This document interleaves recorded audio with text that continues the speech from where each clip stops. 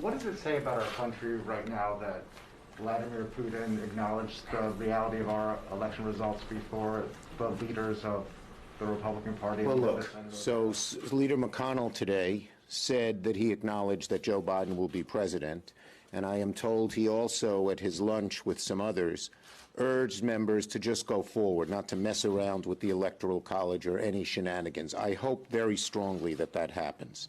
It's over. The Electoral College has said Joe Biden will be the next president. Every Republican should acknowledge that and stop the games, and those in the leadership should encourage the fellow Republicans to do it. Yes. Leader Schumer, is the $6 billion in the bipartisan proposal for vaccine distribution enough? And are you willing to set aside state and local to get the rest passed? Let me, on the first one, I think, without talking about what will happen in that room, I think we need more for distribution. On state and local, everyone knows my position. It has broad bipartisan support, and I'm not going to get into negotiations in any way that'll occur at 4 o'clock. Yes.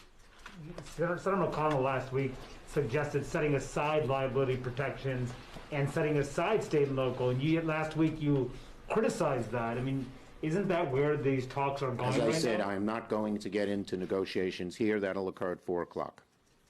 Yes.